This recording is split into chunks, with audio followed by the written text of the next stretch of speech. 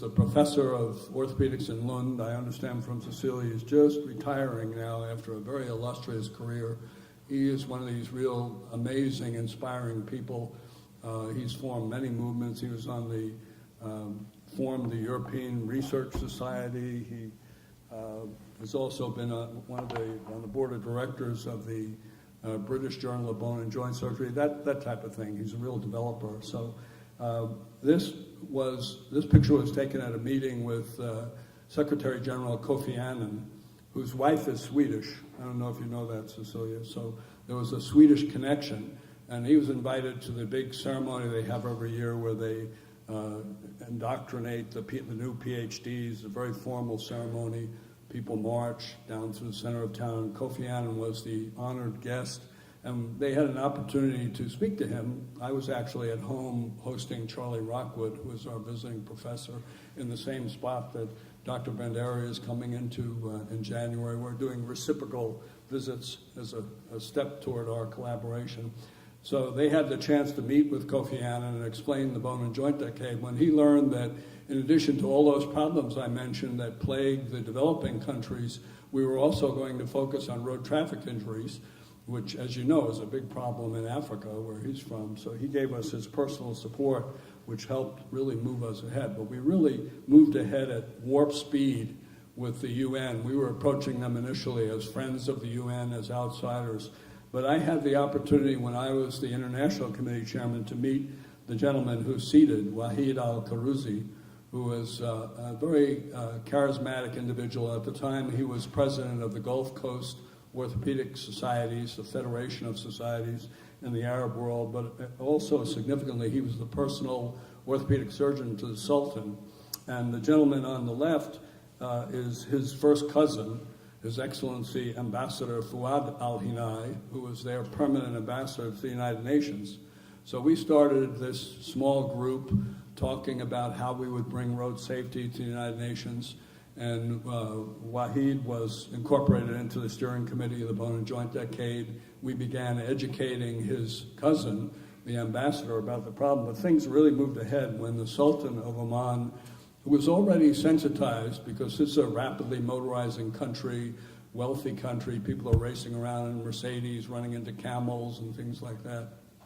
But he was in a crash, a head-on crash, driving his own car. And while he survived, his best friend and high advisor was ejected from the car and killed.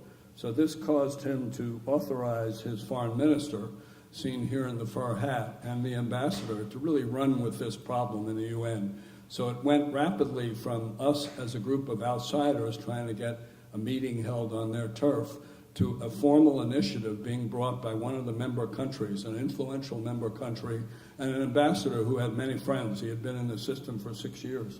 And in a very short period of time, they were able to get a half-day meeting of the UN General Assembly scheduled for the first time on road safety. This was a formal process.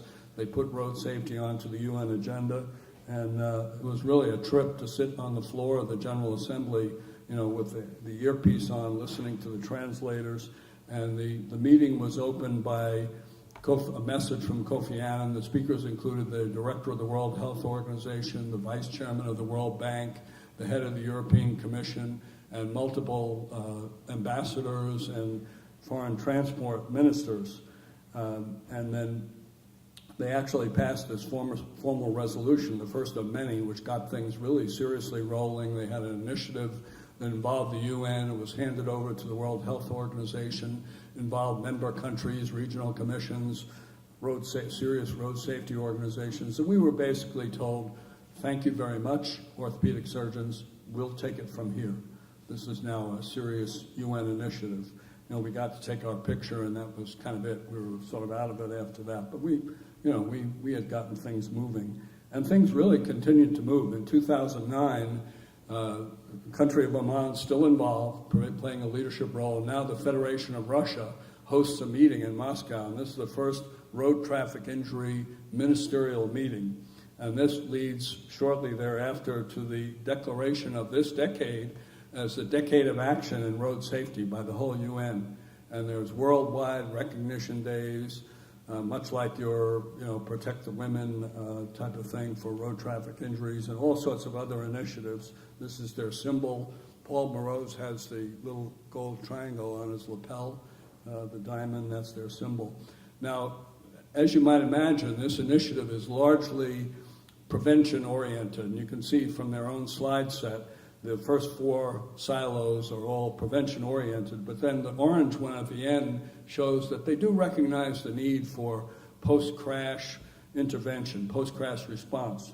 But if you look at their own material, very worthy goal, save 5 million lives in a decade. Prevention emphasis is appropriate because very cost-effective, but we know prevention has its limitations in any setting, certainly in the developing world. Injuries will definitely occur, and there is a need for post-crash response to reduce the incidence of death and serious sequelae from the injury. So in addition to pre-hospital care, which they recognize, the need for a universal telephone number so you can access the emergency system and rehabilitation, they seem to have at this point missed the importance that we intimately understand of acute trauma care. So if you look at the world, the map kind of normally as it is, and then this is the seed of great epidemiologic studies here at McMaster, so you could appreciate if we morph the map so we look at infant mortality, you can see the enormous increase in infant mortality in Africa and the Indian subcontinent and Southeast Asia. If we look at where the physicians are per capita population, Africa almost shrinks away, so does Southeast Asia. And looked at another way, if you look at the distribution of healthcare workers by where the expenditure is, you can see there's a big expenditure in our area of the world, in the Americas, in Europe, Western Pacific, and then start to shrink. Southeast Asia shrinks, and Africa and Eastern Mediterranean almost disappear. So this is an enormous problem. Why? And then if you look at access to surgery in the lower and middle income countries, very problematic. Transportation problems, facilities that are demolished or absent by war and neglect. Many people get their health care from local practitioners like this. These are the people they trust. These are the people they have access to. And we know that they're not necessarily practicing evidence-based medicine, for sure, but they're practicing a tradition.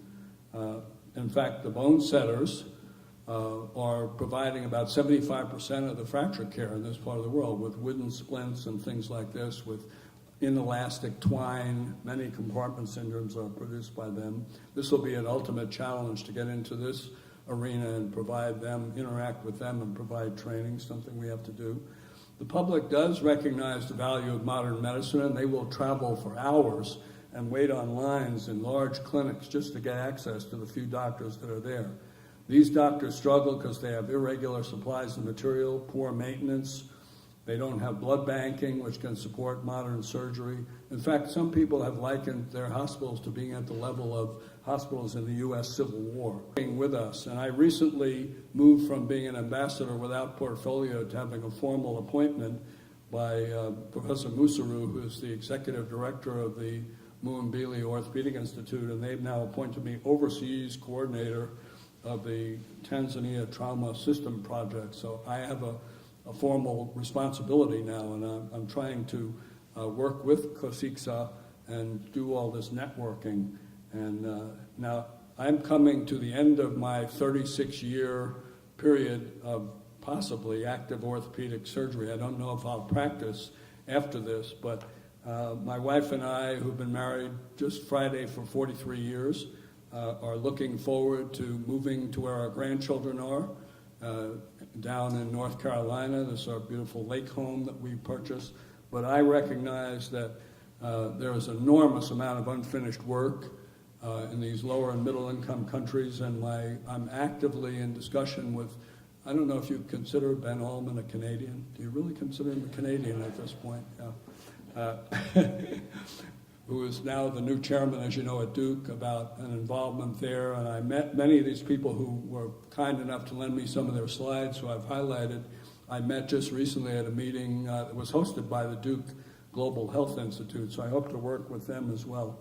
And I think that we can help these people in this desperate situation. And I know that we have the expertise. You have an important part of the expertise here. And I'm hoping that with this new friendship and partnership, we can engage that. Now, my prayer at the end of this, in honor of Robert Lofthouse, is that may I be at my best so I can follow his service, his example of service excellence, and apply myself in the way he did to his efforts in this new arena in the lower and middle income countries. So thank you very much for the privilege of giving this talk.